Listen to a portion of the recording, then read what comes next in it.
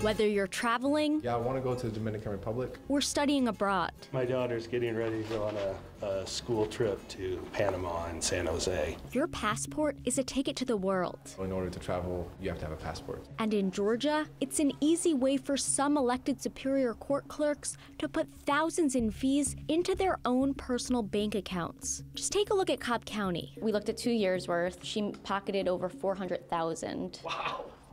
Yeah, that's crazy. That's insane. And she gets paid, right? That's on top of a $170,000 salary. Okay. That's not right. That doesn't feel right to me at all. You heard right. Cobb County Superior Court Clerk Connie Taylor pocketed over $400,000 in passport processing fees since taking office 2 years ago. And it's completely legal. Wow, I'm in the wrong business. But that's a lot of money. Federal law says that government officials may keep processing fees as long as state law designates it, and Georgia law does just that. What's not legal is collecting passport shipping fees as personal compensation. Taylor is accused of collecting over $80,000 worth, and the GBI is investigating. That information is hard to digest, is alarming, Most clerks say they process passports as a public service, telling us it's helpful and important for residents to have another option besides the post office. So what exactly is a passport processing fee? Well, when you apply for a passport in Georgia, you pay 2 fees.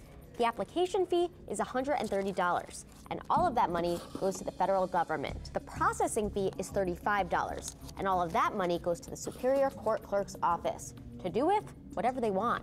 I think there's something fundamentally wrong with that. Todd Edwards heads the Association County Commissioners of Georgia, or ACCG. We represent 159 counties. According to a 2017 survey conducted by the ACCG, half of Georgia's 159 counties were currently processing passport applications. Of those, around 50 clerks or probate judges were keeping some or all of the passport processing fees as personal compensation. Rather, it should be provided back to the county's general fund because, after all, the county taxpayers pay for the expenses of processing it, the staff time, the equipment, overhead, etc.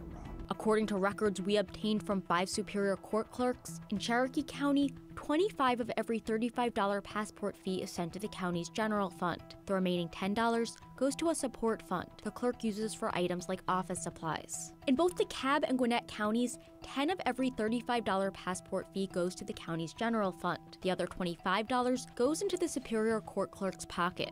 DeKalb's clerk Deborah DeBerry pocketed over $200,000 in 2021, and Gwinnett just began processing passports 9 months ago. Since then, clerk Tiana Garner made close to $100,000. In Cobb and Fulton counties, the clerks keep 100% of every $35 passport fee.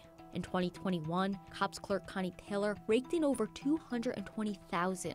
While Fulton's clerk Tina Robinson pocketed more than $360,000. I think we need to shine some light on it. Georgia Senator Kay Kirkpatrick, who represents Cobb and Cherokee counties, says the lack of transparency coupled with inconsistency among counties is troubling. Concerned would be a mild word to use, and it just doesn't seem fair to use county resources for your own personal profit. That's why she plans to introduce legislation this coming session. And the bill is going to require disclosure of how the money is spent, and there's going to be some type of a formula that does not include personal income. It's an issue taxpayers say they'll be watching closely. Please, please, please look into this. We want a fair system that is just and right. Now, none of the clerks mentioned in our report agreed to an interview. Most gave statements that reiterated why they offer passport services. The Cherokee County clerk, though, who does not pocket any of the passport processing fees, said this: just because you can do something doesn't always mean you should.